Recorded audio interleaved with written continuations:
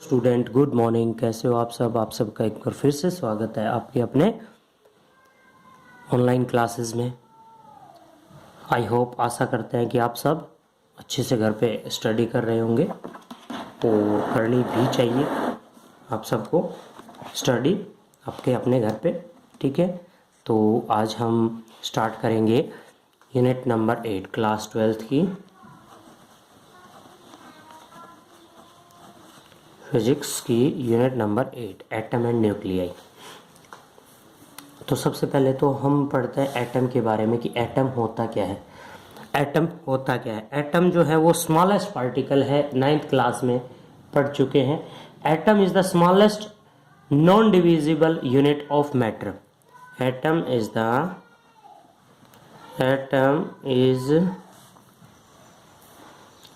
Smallest particle, smallest undivisible particle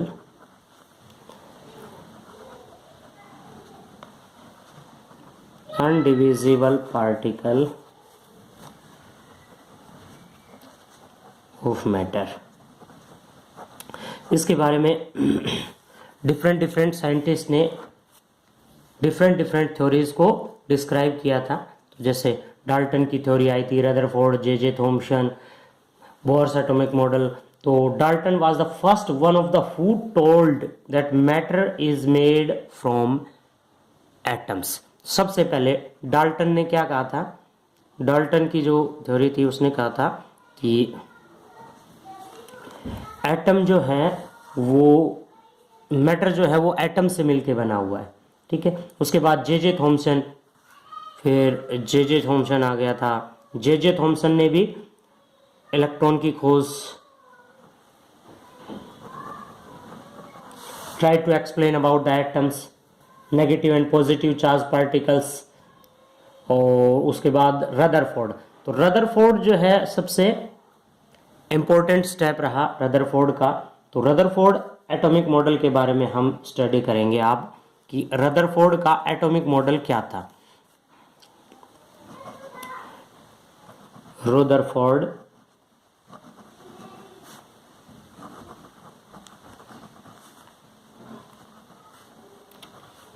alpha ray scattering experiment.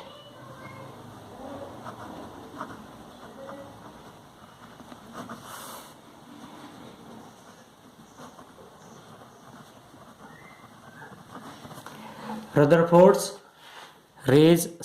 Alpha rays scattering experiment या Rutherford atomic model. क्या किया था Rutherford ने?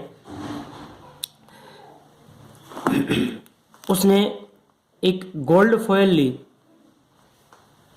एक सोने की पतली पन्नी, और उस पे अल्फा पार्टिकल्स की बॉम्बार्डमेंट की।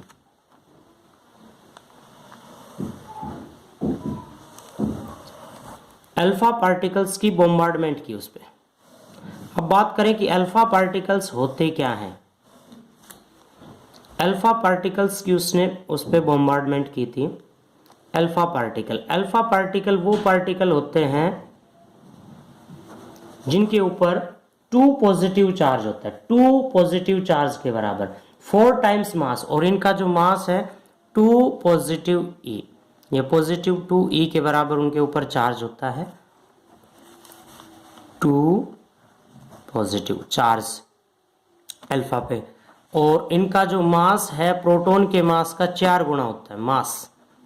मास जो है वो 4 टाइम्स होता है, प्रोटॉन के मास का 4 गुना मास होता है इसका, अल्फा पार्टिकल्स का। तो अल्फा पार्टिकल की जब उन पे बॉम्बार्डमेंट की तो क्या रिजल्ट निकल के सामने आया?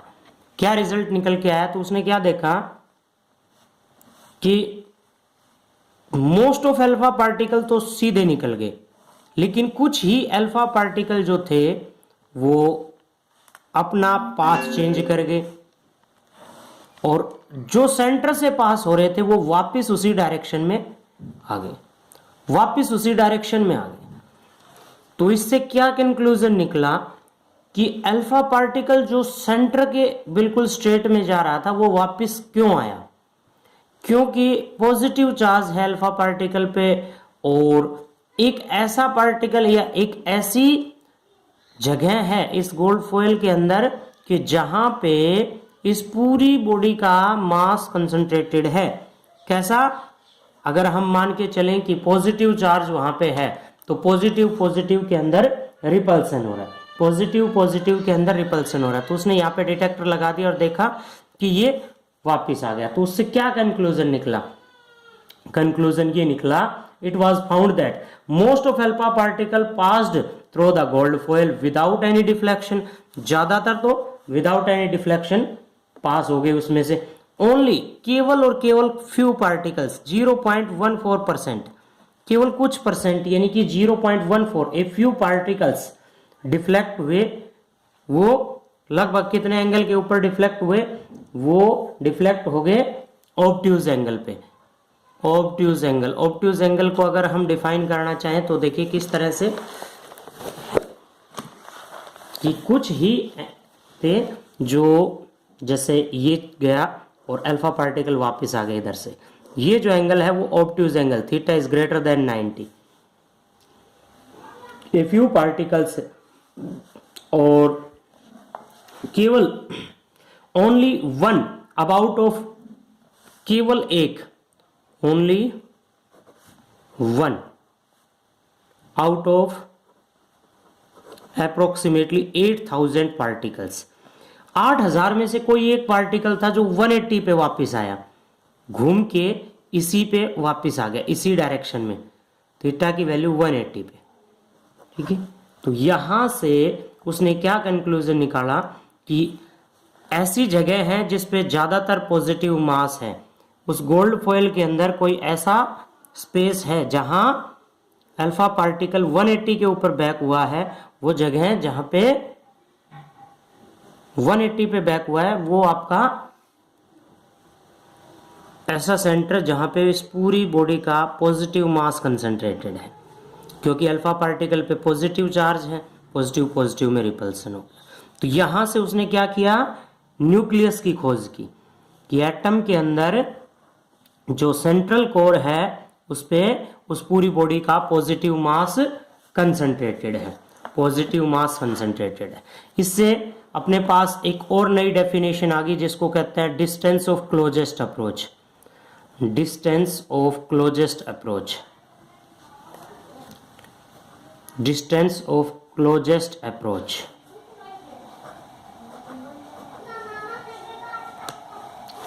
डिस्टेंस ऑफ क्लोजेस्ट अप्रोच क्या कहता है? Distance of closest approach, distance of closest approach ये कहता है कि जैसे ये आपका एटम था, ये सेंट्रल कोर था, जो अल्फा पार्टिकल जितनी डिस्टेंस से यहां से वापस हुआ है, अल्फा पार्टिकल यहां से वापस हो गया, तो ये जो डिस्टेंस बच गई जहां से ये वापस हो गया, इससे टकराया नहीं, वो डिस्टेंस क्या कहलाएगी? Distance of closest approach. क्या डेफिनेशन दे सकते हैं? It is the minimum distance up to which an alpha particle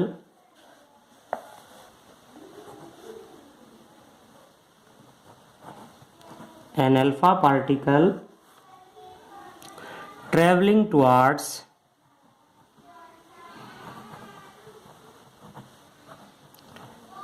toward the center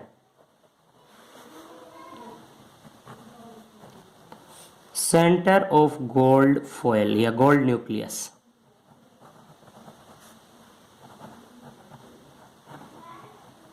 nucleus can move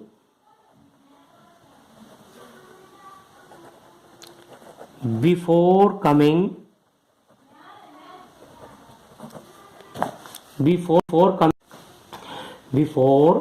coming to rest and retrace its path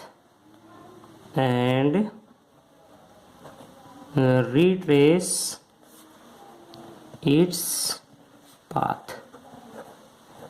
तो ये मिनिमम डिस्टेंस जहां से ये alpha particle अपनी पाथ रिट्रेस करे, 180 के एंगल पे वापस मुड़ जाए, तो ये मिनिमम डिस्टेंस क्या कहलाएगी? आपकी डिस्टेंस ऑफ क्लोजेस्ट अप्रोच। तो ये हम कैसे फाइंड आउट कर सकते हैं? इसके लिए सिंपल सा मेथड है। देखिए किस तरह का है। मान लीजिए ये डिस्टेंस जो है वो r0 है, ये है न्यूक्लियस किसकी? गोल्ड फॉयल की। यहां से इस पॉइंट से अल्फा पार्टिकल वापस हुआ है, तो ये डिस्टेंस हमने ले ली r0। तो इस पॉइंट पे जो फोर्स लग रहा है वो कैसा फोर्स लग रहा है? एक तो इलेक्ट्रोस्टैटिक फोर्स। इलेक्ट्रोस्टैटिक फोर्स हम कूलम्ब्स लॉ से फाइंड आउट कर सकते हैं। कैसे? 1/4 पाई एप्सिलॉन नॉट चार्ज कितना है इस पे? गोल्ड फॉयल पे तो कितना चार्ज होगा? Z atomic number of gold, E एक इलेक्ट्रॉन पे चार्ज या एक पार्टिकल पे, और N2 2E अल्फा पार्टिकल पे चार्ज अपॉन में डिस्टेंस r0। ठीक है। अच्छा अब ये वापिस आ रहा है, तो यानी कि इस पे क्या लग रहा है? आपका क्या लगा? ये इस पे वापिस आएगा तो काइनेटिक एनर्जी के अंदर ट्रांसफर हो गया। कैसे हुआ? इस पॉइंट पे जो पोटेंशियल एनर्जी लगी, तो पोटेंशियल को हम ऐसे फाइंड आउट कर सकते हैं 1/4 pi epsilon not Coulomb's law वाले चैप्टर से। तो यहां से r0 की वैल्यू सिंपल सी डिफाइन कर सकते हैं। r0 को एक तरफ, बाकी क्वांटिटीज को हम एक तरफ लेके गए, तो r0 is equal to 1/4 pi epsilon naught. ठीक है, ये आ गया 2ZE स्क्वायर अपॉन में 1/2 mv स्क्वायर। ये वैल्यू आ गई आपके पास r0 की। इसी तरह से एक और डेफिनेशन आती है इम्पैक्ट पैरामीटर, जो हमें रदरफोर्ड के एटॉमिक मॉडल से ही प्राप्त हुई है। इम्पैक्ट पैरामीटर, इम्पैक्ट पैरामीटर क्या होता है? Impact parameter perpendicular distance. तो देखिए इम्पैक्ट पैरामीटर को समझिए क्या होता है। ये आपके पास न्यूक्लियस थी गोल्ड फॉयल की, ये अल्फा पार्टिकल था जो सेंटर से पास हो रहा था, ये वापस इसी डायरेक्शन में आ गया। ये डिस्टेंस तो क्लोजेस्ट अप्रोच थी, लेकिन इसी के पैरेलल वो पहला अल्फा पार्टिकल जो डिफ्लेक्ट हुआ है, जो डिफ्लेक्ट हुआ है यानी कि अपने पाथ से डिफ्लेक्ट हुआ है, तो ये जो डिस्टेंस है, ये डिस्टेंस क्या कहलाएगी? Impact parameter. इसको हम क्या कहते हैं? बी लेटर से डिनोट करते हैं। किसके इक्वल होती है? ZE square cot θ/2। What is the theta angle? अब ये थीटा एंगल कौन सा होगा? कि ये वाला जो एंगल है कितने एंगल पे डिफ्लेक्ट हुआ है? कोट θ/2 अपॉन में 4 पाई epsilon not 1/2 mv square. This is the impact parameter. इसको हम क्या कहते हैं? Impact parameter. ओके, तो यहां हमने रदरफोर्ड एटॉमिक मॉडल पढ़ा। रदरफोर्ड एटॉमिक मॉडल पे कुछ इंपॉर्टेंट क्वेश्चन, जैसे determine the distance of closest approach.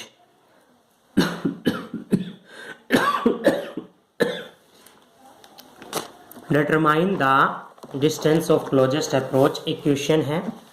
Question हम करते हैं, देखिए एक न्यूमेरिकल लेते हैं। Determine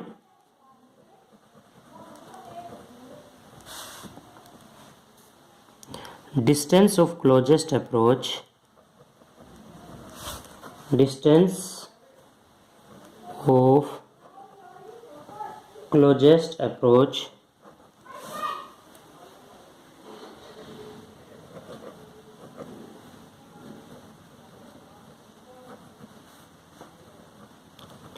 when an alpha particle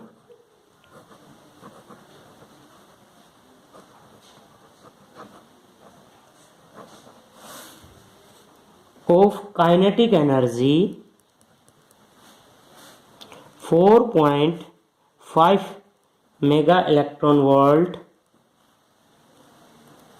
strike a nucleus of atomic number 80 stops and reverse its direction.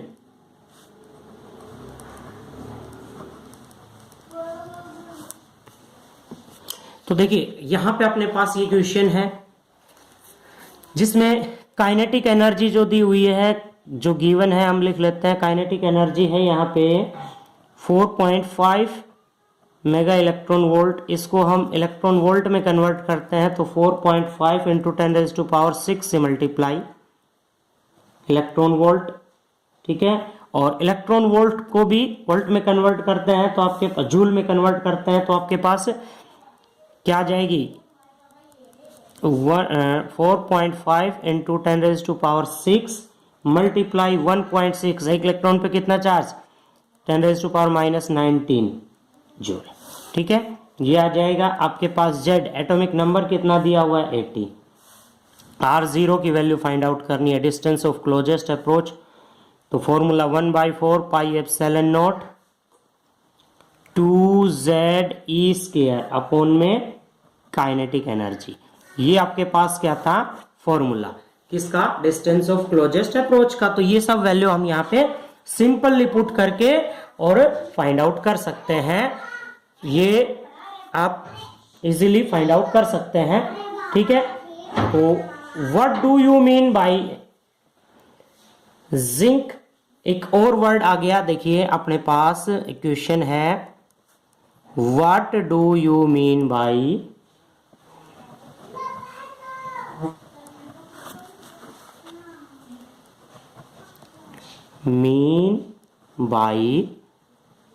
Zinc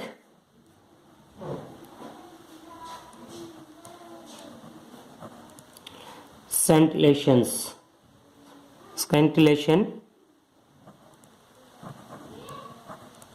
एक नया वर्ड है, क्या होगा, the wall of detector was used in the Rutherford alpha scattering experiment was made from the zinc sulphide. जो detector है, जो alpha particles को detect करेगा, जो अल्फा पार्टिकल रिफ्लेक्ट होके अलग अलग डायरेक्शन में जाते हैं, उनको डिटेक्ट करने के लिए जो डिटेक्टर लगा था उसकी जो वॉल है, दीवार है, वो जिंक सल्फाइड की बनी थी।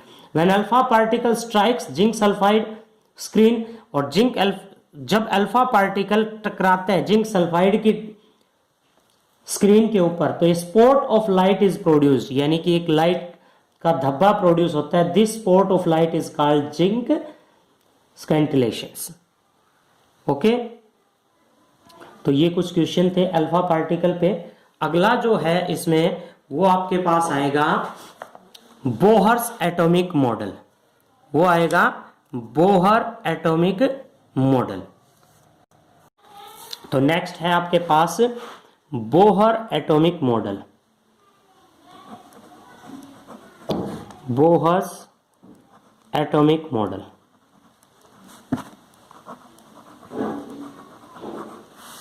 तो क्या कहता है बोहर एटॉमिक मॉडल। अभी हमने रदरफोर्ड एटॉमिक मॉडल पढ़ा था। रदरफोर्ड एटॉमिक मॉडल के बारे में फिर से आपको बताते हैं क्या कि रदरफोर्ड ने क्या फाइंड आउट कर दिया, न्यूक्लियस की खोज कर दी कि किसी भी एटम के सेंटर पे एक ऐसी जगह है जहां पे पॉजिटिव चार्ज है। तो उसने पॉजिटिव चार्ज के बारे में कहा कि सेंटर पे पॉजिटिव चार्ज होता है, पूरी एटम का पॉजिटिव चार्ज वहीं पे कंसंट्रेटेड है, तो न्यूक्लियस की खोज की।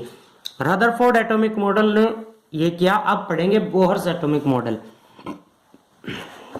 उसने क्या कहा कि कुछ एक नए प्लेनेटरी मॉडल्स ऑफ एटम के बारे में स्टडी की। बोहर का जो एटॉमिक मॉडल था उसमें ये आ गया था कि न्यूक्लियस सेंटर पे है और इलेक्ट्रॉन्स जो हैं वो इसके चारों तरफ इस तरह से चक्कर लगा रहे हैं कि एनर्जी रेडिएट करते हैं और फाइनली ये सेंटर पे आके गिर जाते हैं, ठीक है। तो इनके बारे में इन्होंने स्टडी की थी, उसके बारे में अब हम करेंगे कि Bohr's postulate every atom. Bohr's main postulate क्या था, प्लेन, ये सबसे पहले उसने कहा कि every atom has a small and massive core called nucleus. In the nucleus entire positive charge and mass of atom is exposed. उसने कहा कि प्रत्येक एटम के सेंटर पे एक न्यूक्लियस है और उस पे पूरे एटम का पॉजिटिव चार्ज और मास कंसंट्रेटेड है। Electrons move around the nucleus in a circular orbit. Electron जो है वो सर्कुलर ऑर्बिट के अंदर चक्कर लगा रहा है। सेकंड पोस्टुलेट उसका क्या है आपका, सेकंड पोस्टुलेट, बोहर्स का सेकंड पोस्टुलेट कहता है कि ये जो सर्कुलर ऑर्बिट्स है, for these circular orbit, these circular orbit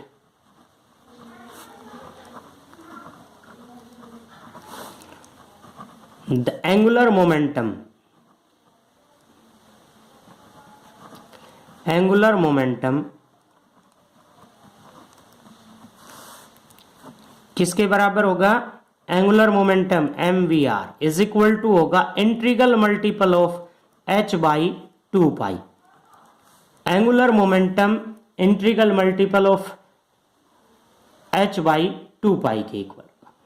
third postulate, Bohr का थर्ड पोस्टुलेट क्या कहता है, थर्ड पोस्टुलेट कि इलेक्ट्रॉन जब जंप करता है, when an electron is revolving in a permitted orbit and when this electron jump to higher energy orbit, ये higher energy orbit में जंप करता है, it will absorb energy, lower से higher में जाएगा तो एनर्जी एब्जॉर्ब करेगा और हायर से लोअर में आएगा तो एनर्जी रिलीज करेगा।